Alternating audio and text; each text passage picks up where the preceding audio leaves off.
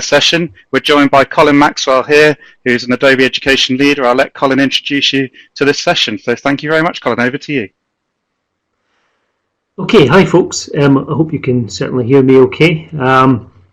So we're here for about an hour or so. I've got some slides that I'll go through. I've got some demo on software, and we'll have a chance for questions and answers at the end. But if there are any questions that kind of crop up as I'm doing my talk, then please feel free to put them in the chat pod, the discussion pods. I see some of you have found the pod already and are having a little chat away there. So hi everyone, I'm in Scotland at the moment. That's where I live and where I work. So I see we've got people from the States here with us tonight, and Italy as well.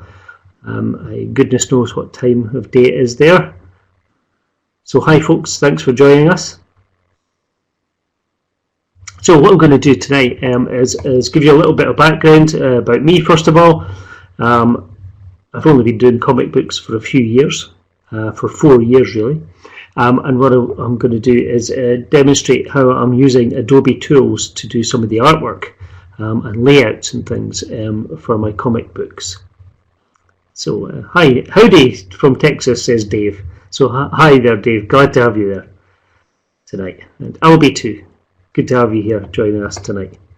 Okay, so I'm Colin Maxwell. Like I said, I'm based in Scotland, in the small-ish town of Dunfermline, which is pretty close to Edinburgh, not too far, between Edinburgh and St Andrews, places that people probably have heard of.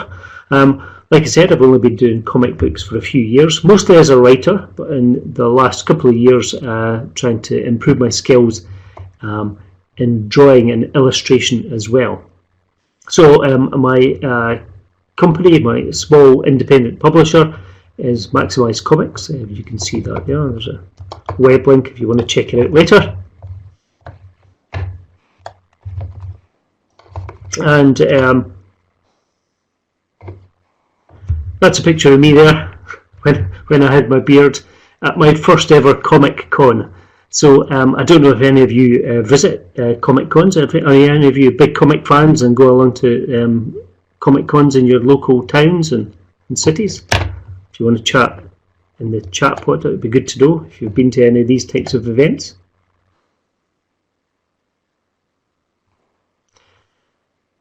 Well, anyway, when I first got into comic book writing, I had no idea what a Comic Con was, but it turns out there's pretty much one every 2 to 4 weeks around the UK, sometimes more than one at a time. And the first ever Comic Con I did was in my local town, which was run by my local comic shop, Little Shop of Heroes. So it was only 2 years ago, and it's become one of the main places that I sell my comic books. I see Albie is commenting there, saying that the Dunfermline Comic Con is an amazing one. So yeah, I would have to agree. It's been my most popular con for the last 2 years. So yeah, a small independent publisher. So I sell my comics through websites, through small comic shops mainly, and also through visiting lots of comic conventions around the country. So that's me on the left with my colleague Michael, who is an artist, and he started up the company with me a few years ago, doing the artwork on my first ever comic book. So let's have a little look at some of the books that I've done.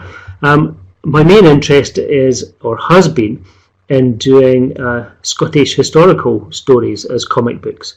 So we've got here, we have a book here about King Robert the Bruce, one of the most famous Scottish kings from the medieval times. I've got another book here about William Wallace, and my most recent book is this one here, which is about Mary, Queen of Scots. So I've kind of fallen into that little niche there of historical comics, though in the last couple of years I've been branching into fiction stories as well. I'll maybe tell you a little bit about that later. So yeah, there's, like I was saying, there's lots of these events, these Comic Cons around the country, and these are just some of them that exist in Scotland alone. And most of these I've been to or will be going to over the next year or so. So clearly there are conventions in some of the big cities, in Glasgow and Edinburgh, but also in the smaller towns and things as well, have kind of jumped on this bandwagon, and they've been really successful. I've been to some really great events in smaller places around the country as well. And some of these places are bringing in amazing guests from all over the world. Recently at Dunfermline Comic Con, we had some great guests over from the United States. So anyway, tonight's session is really about how I use Adobe software, and quite a lot of comic book artists do use Photoshop in particular, but I've also found that some use Adobe Illustrator, particularly for doing the text and the speech bubbles and that kind of thing in their work. But most recently I've been looking at using the Adobe's mobile apps. So in particular, these are the icons for Photoshop Sketch and Illustrator Draw, which are mobile apps which you can use on your phone or your tablet device. So I was lucky enough to get an iPad Pro last Christmas time, and these apps work fantastically with that because it's got the Apple Pencil, which is a very accurate drawing tool. I found it really useful for doing comic book art, and it's so handy to carry it around with you, so you can just do your work, wherever you are. In fact, just at the past weekend, I was drawing some comic art on a trip to Glasgow on a bus. So the trip from home to Glasgow takes about an hour and 15 minutes.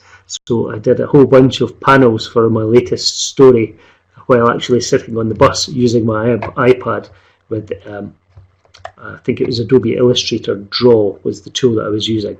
Other tools I use are things like Adobe Acrobat, because when you get your comic books printed, you usually have to convert them into a PDF document, so that that's the format that's preferred by the printers. So I'll use that.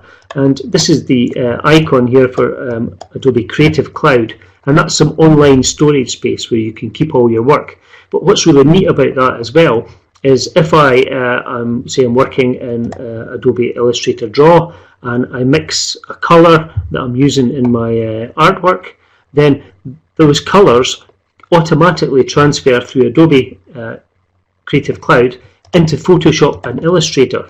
So I can actually access those colours, and I can build up libraries of colours and objects, store them in the cloud, and have them accessible to all of the different pieces of software that I use.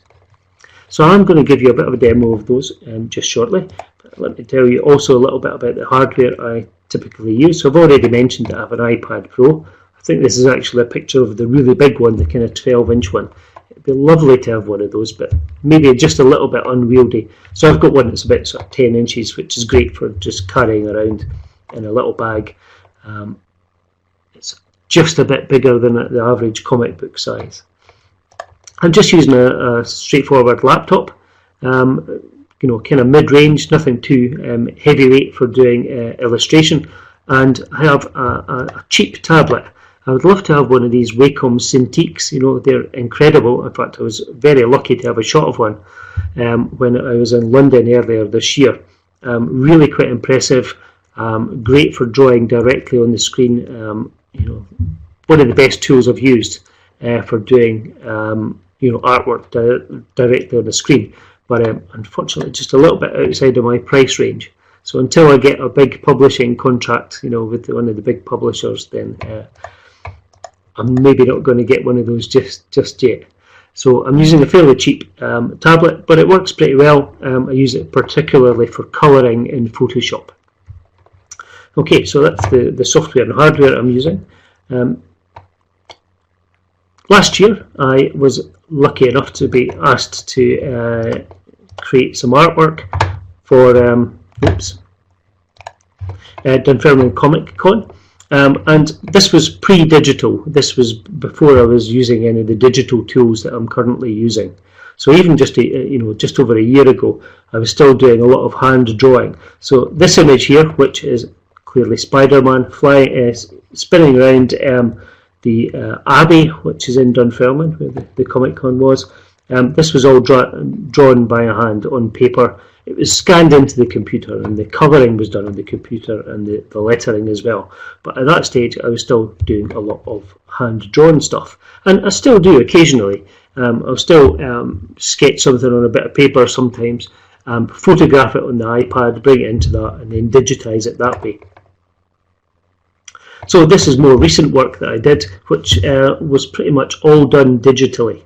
So this was for a festival which occurred just a couple of months ago, called Defend Dunfermline. This was all kind of World War II festival, and I was asked to do some artwork for it. And one of the pieces of artwork was this over on the left-hand side. So the people wanted, the organisers wanted an almost full-size Home Guard volunteer, and also a Polish soldier, because where we are in Scotland, a lot of the Polish soldiers came over during World War II and helped set up Scotland's defences for the war.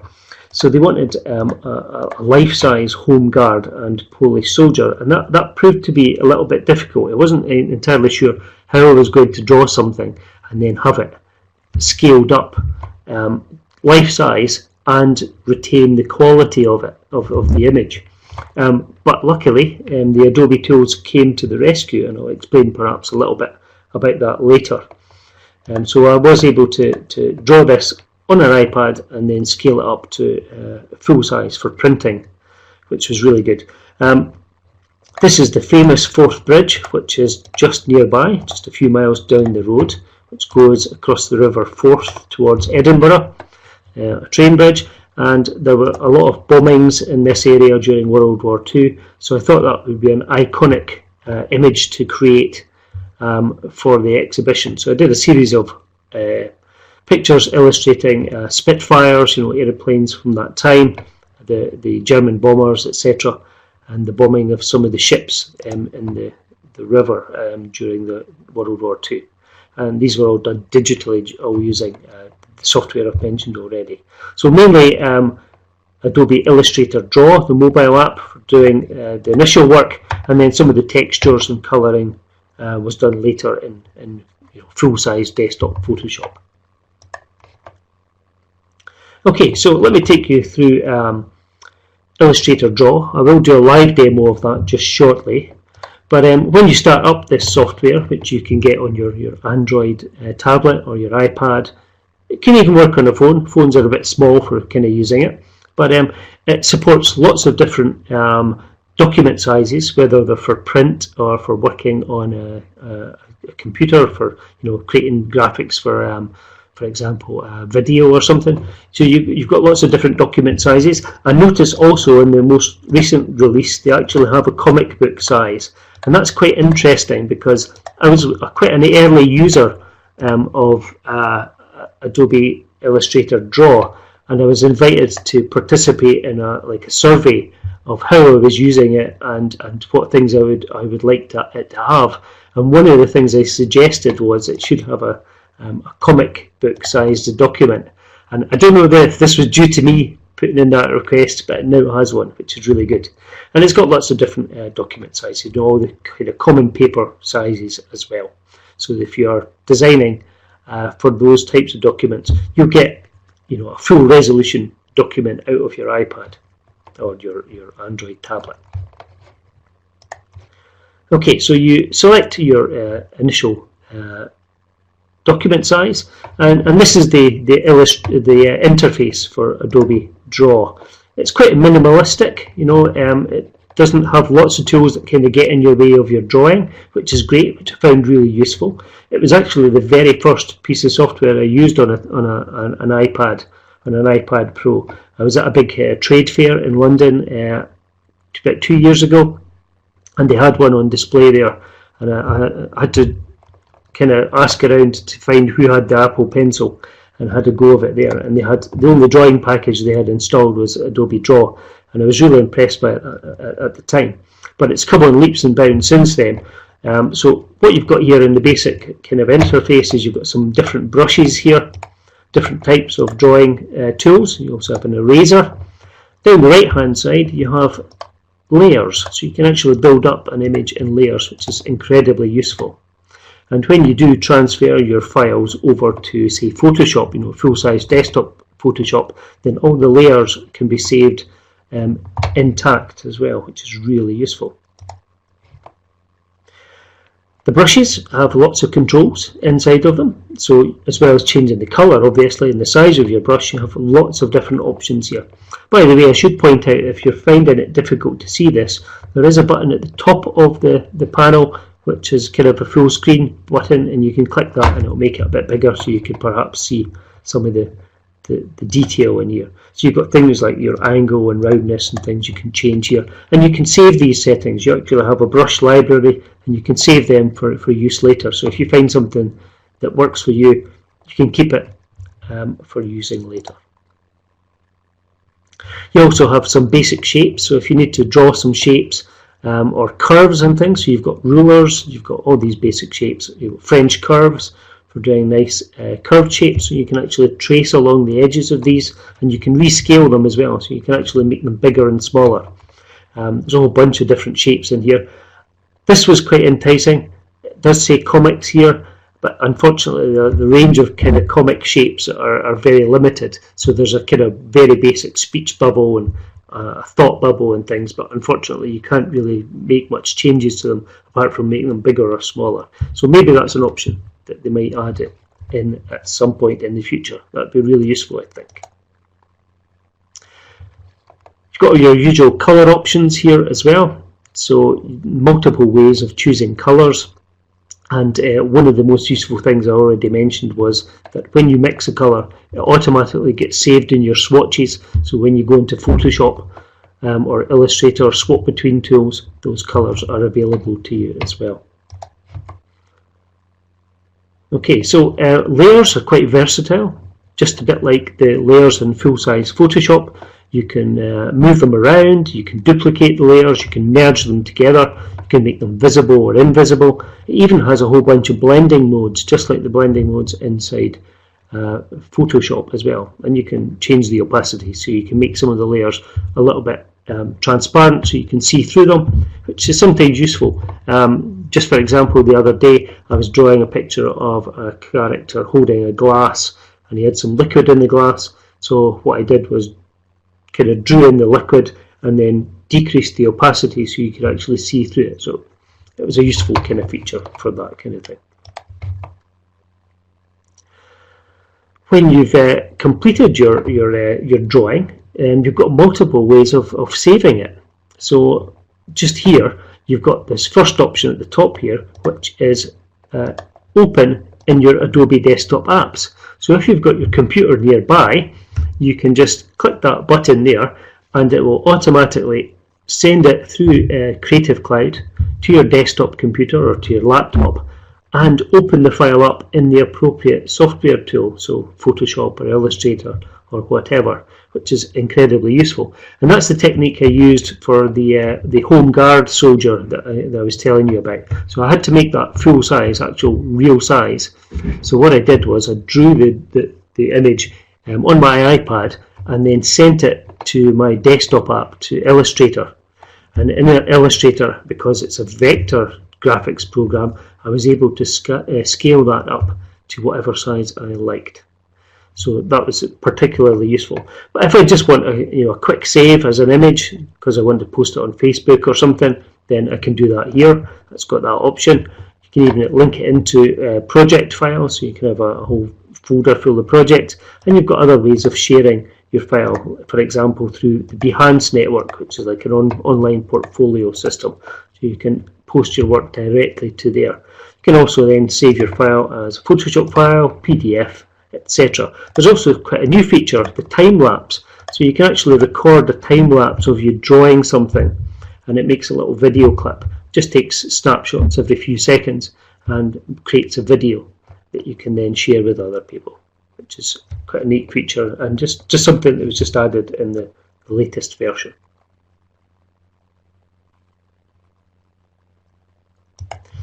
Okay, so I think somebody did ask a question about why I had both. I used both a graphics tablet and an iPad Pro.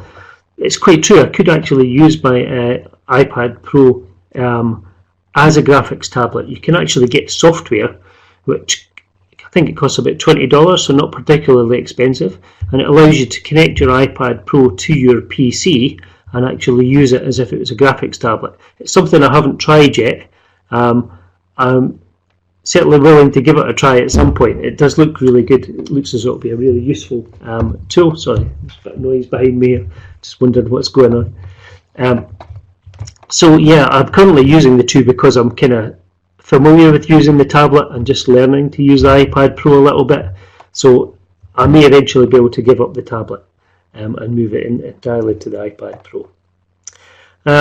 Okay, so back to this here. This is Adobe Photoshop Sketch. So you'll see it looks very similar to Draw, which I was just demonstrating. You see the drawing tools are a bit different. So you've actually got a pencil, you've got a thing that's like a pen, you've got various brushes, watercolor brushes and things here. It works almost identically to Illustrator Draw, but the tools are just a little bit different. All the layers and things work in exactly the same way. It's got the same menus and everything. So if you learn one of these tools, it's very easy to pick up the other one. But what's particular about this is that it kind of has natural media, or a fake version of natural media. So you've got pens and brushes and things. And I particularly use this for colouring. So I do a lot of my line work in Draw, but then bring the work into Sketch to do the colouring, because it gives you a much more kind of naturalistic feel for colours. So I did a whole comic book just recently, which this image is from, the book about Mary Queen of Scots. I did entirely on my tablet, on my iPad Pro. So drawing all of the images in Draw, colouring them in Sketch, and then finally putting all the panels together as pages in Photoshop. Okay, I'm just pointing out that there's a few different settings in here. You can change the rotation of the canvas, which is sometimes handy if you're used to drawing at a particular angle. Then you can do that. There's also grids and snapping, so you can line things up really neatly. And there are gestures in the software. So for example, if I want to undo something, if I've drawn something, I can use two fingers and swipe to the left, and that will undo what I just did. And if I want to redo it, two fingers, swipe to the right, will redo. And there's a whole bunch of other gestures. You can zoom, you can use pinch and zoom to zoom in on your drawings and things as well. And there's a little guide. You can click here and it'll bring up a little guide to using the gestures. Another feature that both the tools have is it has perspective grid, so you can place a perspective grid on your drawing, move it around, change the perspective, and use it for drawing buildings and landscapes and things like that. Anything that requires perspective. It's not something I've used a lot of, but it certainly looks like a useful tool and something I'll perhaps need to use sometime in the future. Okay, I mentioned Adobe Creative Cloud just a little while ago, and that in particular is a bit of storage space for you to keep your work. So anytime I finish a piece of work in Sketch or Draw, I can just save it directly to the cloud, and that means that then these files are then available to me to use in other applications. So this is a bit of online storage space, and I've got it synced with a folder on my desktop computer, which means that as soon as I upload something to the cloud and my computer is switched on, it will start downloading all those files. So I've got like a local backup of them as well. And you'll see that there are other things mentioned here. There are libraries, libraries of colours or shapes and things that you might want to reuse in different projects. So the whole package is really well integrated between your mobile apps, Creative Cloud Online, and your desktop apps. So I'm just going to show you a couple of things that I've done using the range of software. So this is the cover for the Mary Queen of Scots comic book that I did recently. A lot of it was drawn on paper at first. Okay, I'm still at that stage where I haven't quite ditched paper. Still quite like carrying a sketchbook around with me and doodling, but not all of the images were done on paper. Some were drawn directly on the iPad. So my kind of workflow was I'd draw the initial sketches on paper, I'd photograph them on my iPad, bring them in as a layer into Draw, the Draw application, and usually do my line work in Draw. So that gives me a really nice smooth vector line which I can scale and change the size of, without losing any kind of quality. Once I did that, I would then save the image, import that into Photoshop Sketch, the mobile app, do my colouring, because I particularly liked the watercolour brush. So I went for a watercolour look, and that's really quite amazing. It really works incredibly well. As you paint with the watercolour brush, you can actually mix colours together, and it starts to kind of seep into the page and kind of work just like a real watercolour paint would. And then you've got a little icon which looks like a little fan, and when you press that, it dries the paint, which is really neat. So once I'd done all the colouring and sketch, the next stage would be then to take that into full-size Photoshop, and I would composite all the different panels together, add the text, the wording and stuff, speech bubbles, etc., and actually make the page ready for print to go off to the printers. And then once all the pages were done, they'd be combined together using Adobe Acrobat into a big PDF document, which could then be sent off to the printers, because that's the format that the printers prefer. So here's a quick look at me doing that image. So I drew it in Draw first of all, and then added all the colour, etc. In other software. So this is the file, the finished file, opened in Photoshop, and you'll see it's retained all of the layers here. So you see my initial drawing, just a line work there, and then bit by bit I can add layers and add colours and textures to the image, like so. So you see the image is built up using these layers, and then finally it was composited together with the book cover, a little shape, kind of cutout shape, and a nice frame around it to give it a kind of period feel.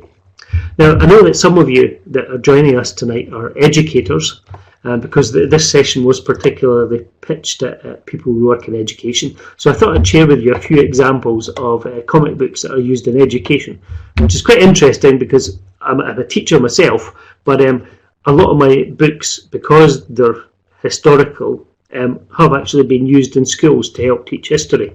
And quite a lot of my customers, people who come and buy my comic books, are teachers themselves, and just feel that it's a great way to engage kids in their subject. I've been reading quite a lot recently about graphic novels being used for reluctant readers, and there's quite a lot of discussion online about that. So there's a number of articles been written about just that, and I know certainly in the college that I work in our library, we've got a whole bunch of graphic novels, and they were particularly brought in to appeal to young male students who were reluctant readers. They just don't read anything at all, not even a newspaper. So a whole bunch of very popular graphic novels were brought in, particularly to try and appeal to them.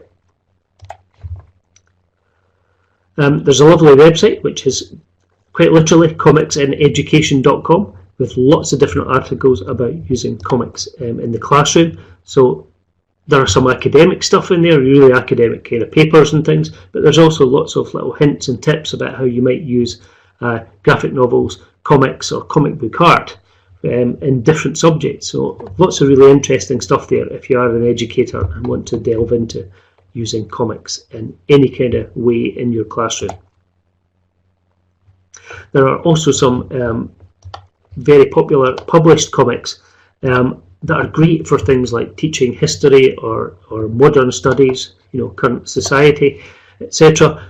This great book here, Mouse, is basically the Holocaust taught in a graphic novel, where the world is made up of people who are mice and people who are cats.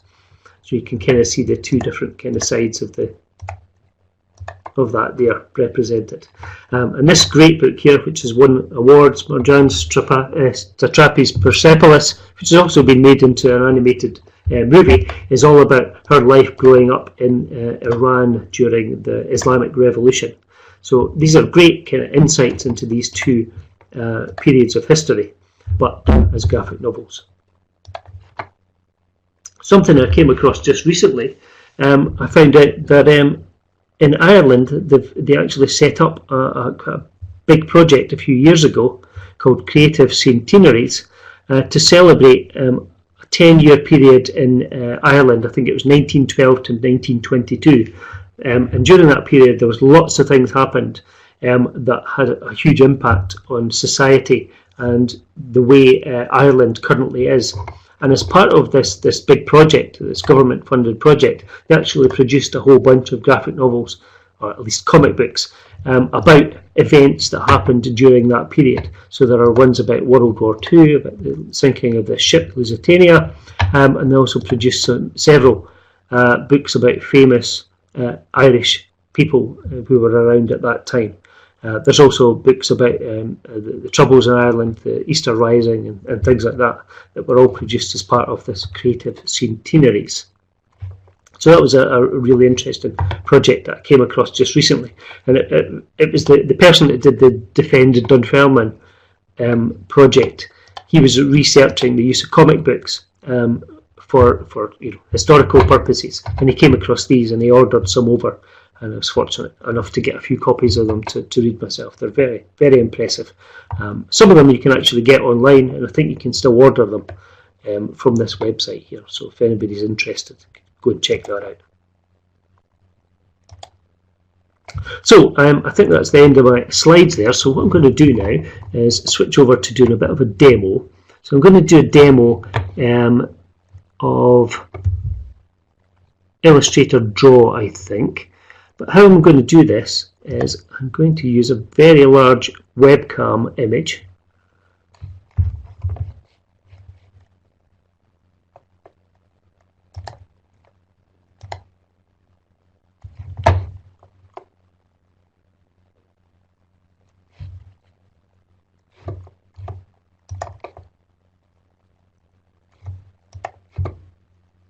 Okay. Hopefully there wasn't too much of a delay there. Okay, so I'm going to use this really big webcam image so that I can actually share what I'm doing on my iPad. So let's share this with you. It's not the best option. I did try screen sharing with my computer, but that didn't work quite so well because I'm on a kind of corporate network at the moment. Oh, there's my cat there, very briefly, when I start up my iPad. So what I'm going to do here is do a little demo on the iPad. Hopefully you'll be able to see this okay. Again, at the top of your screen, or the little panel that the webcam is being demonstrated in, there is a button to make it full screen, so it might make it a little bit easier for you to see some of the stuff. So you'll see I've got my apps here, my Adobe apps here. I've got Sketch and I've got Draw. Got my pencil, Apple Pencil here. I'm just going to choose Adobe Draw. And I've done tons of stuff on this, so I can see my library of work. I can zoom through these, and I've been working on a kind of horror story just recently, so it's all the black and white stuff.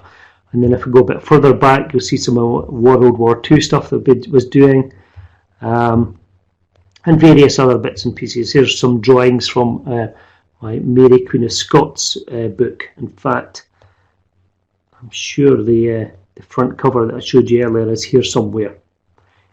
Anyway, that's the list of work there, and if I wanted to go into one of these pieces, I could just click on it. It'll bring up the artwork, and you'll see the interface here with my layers down the right hand side, my brushes and things. You see how the gestures work, so just like using a tablet in the standard way, I can zoom in, I can pan around, so I can move in and see whatever part of the diagram I want. You'll see that the image is made up of layers, so there's a layer here. I'll just switch off, so a double tap switches off a layer, so I can hide what's behind it, so I can hide this stuff. And I've actually got a hidden layer here, which is my original drawing that I made on paper. Okay, so I'll just take you through that kind of process of creating a new project. So what you do here is you start a new project by pressing the button here. You get the options of different screen sizes or different document sizes. So let's go for a comic book here. gives me my document, and then I can add new layers. So I've got a new draw layer to draw on, or I can go for an image layer, and I can take a photograph, I can import it from my Creative Cloud files, get it from various locations. I know I've got this drawing on my iPad, so let's just bring that in. Here we go. So I've sketched something out here. I can move this around, resize it, I can flip it. I've got these various options here. I can create a grid if I want it to kind of be skewed at an angle. Okay, and then what I could do then is draw another layer on top and actually start drawing on top of this layer to digitize it. This image is quite kind of strong, thick lines, so what I might do is just go into the setting for this layer, so a little tap there, and I might just decrease the opacity a little bit so it's not quite so strong, and then when I draw on top of this, well, it just makes it a little bit easier to see the underlying image. So I can change my colours and things here. Let's go for black. Let's just change the size of my brush, and then I can zoom in here and start to, digitize my drawing. Now, the longer I hold down or the harder I press, then the different kind of lines I'll get. And you'll see with the gesture, two-fingered swipe left, it undoes the work. So I can very quickly, make some changes. I'll just do this very quickly. I'd spend a lot more time doing it if I wasn't doing the demo. And I can start to digitize this character, very quickly. Let's get his moustache in there and just use some nice lines, some nice brush lines to get the character's moustache. There's his mouth, shapes here. And what's really useful is if you do make a complete shape and then hold your pen down in the center, it fills in the shape. Now, earlier on I showed you that there were built-in shapes, so if I did want to put squares or rectangles or whatever in my diagram, I could. And again, I can draw along the edges of this shape to make particular shapes, or I can even hold and fill with colour just like that. So really useful tool for drawing, and like I said, I've done almost 2 whole comic books using this kind of technique. And then when I'm happy with it, I've got all these options to be able to then transfer it as a file to my Creative Cloud files, or just save it locally as an image, or send it onto my desktop apps to continue working. Okay, so that's a very quick look at Adobe Draw. Now, also in here, down at the bottom, I'm currently looking at my own work, but I can also click this button here, which is labelled Discovery. And what this will do is it will take you into Behance, the online portfolio network, and show you lots of different work that other people have done using this software. And it's quite amazing to see the range of work that's in there. So if you create your work and then save it from the software into your Behance portfolio, it might well end up in here on display for everybody to see, which is really nice. Okay, so that is a whistle-stop tour of Adobe Draw. Let's have a little quick look at Adobe Sketch. So let's see, what have we got here? So here's some pictures from my book on Mary Queen of Scots. Let's pick this one here. So you see this one has been made up of lots of layers as well. So let's just strip it right back, switch these layers off. So a quick double tap will just switch the layers off, just hide them. And there we are back at the kind of original sketch. So I did draw this one on paper, and then I took it into Adobe Draw, did the line work, saved the image, and then brought it into Adobe Sketch. And I've used various painting tools to colour the characters, to add a bit of shading, and so forth, the background, the boat, etc., all built up layer by layer. So I should probably demonstrate that to you. So what I'll do is I'll just turn these layers off and kind of show you what I might do. So I would typically create a new layer. You can move them around, you can switch them around, so I can just drag that and place it underneath my drawing, and then I might choose the watercolour brush, pick a colour. So let's say I'm going to do a blue colour for the water. and you've got lots of different ways of choosing the colours here. That's my history of all the colours that I've used already. I've got a colour wheel, so I can tweak this to whatever I like. Let's go for something about there. I can change the size of my brush and also the flow, how much it's actually going to flow out of the brush. So let's just zoom out a little bit here so we can see this, or even I could turn the iPad this way and work that way. Actually, I'll close the document, there we go, and then reopen it and it will have turned around. Okay, so I can now paint with my brush here. So you see it kind of builds up, and I think this needs to be a bit bigger. So I did take the flow down quite a lot to about 36%. Let's bring it up a bit so maybe it's a bit more obvious. And also with the Apple Pencil, you can use the side of the pencil to create a wider kind of drawing. If you use the tip, then you'll get a very narrow shape, but if you use the edge, you'll get a wider shape. And because this is the watercolour brush, as I paint with it, it actually starts to seep into the paper. You'll see it starts to mix and things here. But at any point, I can press the little fan icon here, and that will cause the paint to dry. So I can put some more wet paint on top, perhaps change colour, and then start painting there, and the colours and paint start to mix together, which is really quite neat. And you start to get these kind of weird textures, just like as if you were working with real paint, until you press the fan to dry it and set it in the software. Okay, so I'm going to switch back to my normal view now and see if there's any questions have cropped up there.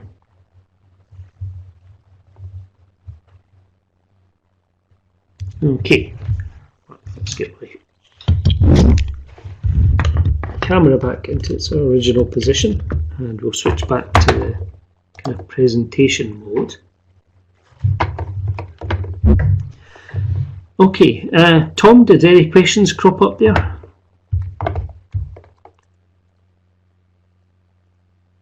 Hi, Colin. No, not recently. There's been a few comments there. Thank you very much. If there's any comments or questions at the moment while we've got Colin here, then please just add them in the chat window, and we'll just pause for a few seconds to see. This video recording will be posted out to everyone online as well that signed up for the session. I think someone's typing just at this moment, Colin. Sure. There you go. Okay, so I'm just going to share my desktop so you can actually see Photoshop. So hopefully that's what you're seeing there, is Photoshop itself. Okay, so full-blown Photoshop. I'll try and keep an eye on the chat and see if any questions pop up. So this is the front cover of my Mary Queen of Scots storybook. It's made up of the drawing that I made using Illustrator Draw and Sketch that I then saved onto the Creative Cloud, and then I brought it into a new document here in Photoshop. So it was quite simply creating a new document at the size that I required for going to the printers. So here it is here. I've got some guides added around the edge here because the printer requires your document to be, I think it's 3mm bigger, so that when it gets printed and cut, there's no kind of white lines of paper around the edge. That's called a bleed. You've got a little bit of extra around the edges, and this document is made up of lots of different layers. There's the text layers. I've also got some changes to exposure just to brighten things there. I've got all the text. Let's just switch these off bit by bit, I think, so you can kind of see how the image has been built up. So this has all been added in Photoshop at a later stage. There's the frame here, so a nice sort of, I don't know, old-fashioned frame.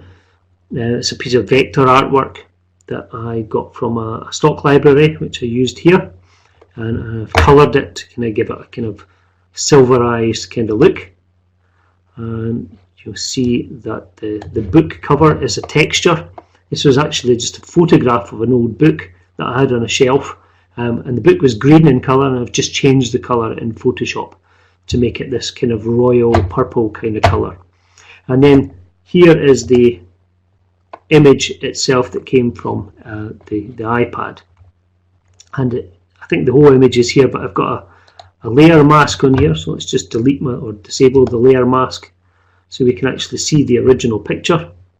And then in Photoshop I've just used a mask, made an oval shape and applied it as a mask,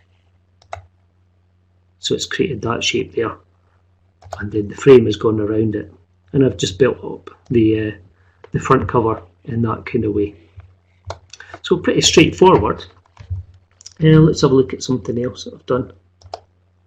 Oh yeah, here we go. Here's a whole page. Here's a whole comic book page. So this is from a story I've just recently been commissioned to do for a horror magazine, and they were wanting a kind of there used to be a comic called Misty in the UK. Misty was a kind of girls kind of supernatural comic book. It's about 50 years old. I think it's 50 years old this year. It's no longer in print. I think they stopped printing it about 20 years ago.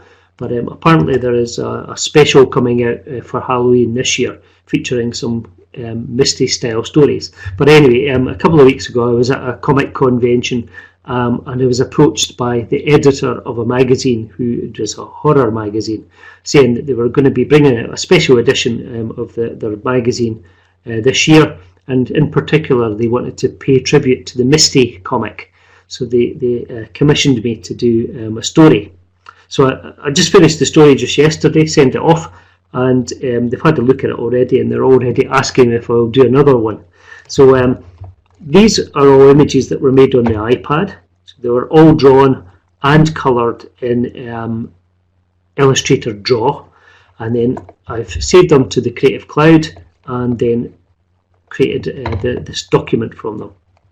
So I'll just kind of show you the process. So I created a new document. The magazine's A4 paper size, so I've just started with a document of that resolution. So here we are here, create a document. I did also use some guides around it just so that I'm not drawing right up to the edge. So I did them a bit more accurately than this, but I could actually make them very accurate, and just use these as placements, so I didn't go over the edges, too close to the edges. And then I would start to bring in the different pictures. So I'm going to place an embedded object. So let's see if we can find where to put these. Yeah, okay, here we are. So here's the first picture here. So this was just a JPEG image which I've saved from my iPad.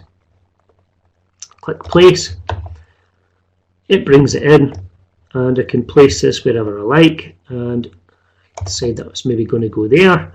And just like I did with the Mary Queen of Scots picture, I'm maybe just going to crop this a little bit. So I'm going to just use my selection tool here and just select this part of the image just down to here, and then over here in the layers palette I'm just going to apply a mask, and that just chops off a little bit of the unwanted image. And I would just continue doing that until I create my page layout. And of course, doing it digitally, it makes it really easy because I can change the layout after it's been drawn.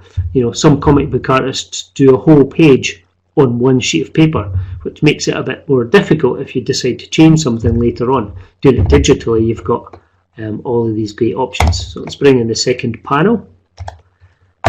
Okay, so again, here we go, and let's place this kind of roughly where I want. And then if I needed to, I could go in and start to put some text, dialogue, etc. So let's just do that. I've got black coloured text. I'm using a font called Lafayette Comic Pro to make the text a little bit bigger, so it's maybe easier for you to see. Drag out my text and say, you know, put in my. Of course, I wouldn't be typing this directly in. I'd be going to my script.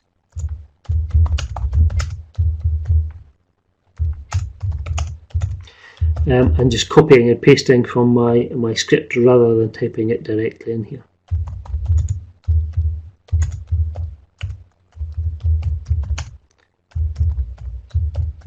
it's amazing how, with a slight change in the script, you can go from a horror comic to something that might be a bit of comedy. Okay, so I've got my text there. I would then create a layer underneath that, and this would be for my speech bubble. Typically, I don't normally draw my speech bubbles in Photoshop. I tend to make them in Illustrator because you get better control over the shapes and things. But I'll just do a quick one here. So I'll just use my ellipse and just drag out an elliptical shape. Just about there. It's not very well aligned. Okay, and I'm just going to add a little tail onto this, so it's like the character's talking. It's maybe hard to see on your screen, but I've got a kind of speech bubble shape there, and then I'll just fill that with colour. Let's fill it with white. There we go. I've got a speech bubble, and I can use the effects panel down here to add a stroke around that. So I've got a nice little line around the speech bubble. So it's as quick as that. Right, so we're nearly out of time, so I'm just going to come out of Photoshop and come back to the normal classroom and see if there's any last minute questions. Okay. Well, can you all show your appreciation down below for Colin? And thank you very much for that session, Colin. It was really, really good and really interesting. Great to see non-destructive editing in Photoshop as well. So using layer mask, when I've taught students, they quite often just delete things and then when they can't get it back. So anything else to say, Colin? Well, really just to say thank you to everybody who's came along tonight and shown some interest. Please go and check out my website if you don't mind, maximise.co.uk. You see all the range of comics and things, and maybe some news about some of the new stuff that I'm going to be working on as well. Okay. So yeah, I hope that's given you a bit of an insight into my process. It is a learning curve for me, as somebody who is more of a writer than an illustrator. The iPad has kind of opened up illustration to me a bit more because I can do it kind of on the go, and I'm so much more used to using computers for my work and things that I like being able to do everything digitally. You know, one thing I hate about working with ink is just how messy it is. You know, and you see a lot of artists, you know, wearing white gloves when they work with ink, because they just get covered in the stuff, and you know, I hate it too. So being able to use the iPad in particular for doing all that kind of stuff has just made things so much cleaner. Excellent. Right, well, thank you once again, Colin, and just about to close the room and stop the recording. So thank you, everyone, and see you again soon. Cheers, thank you.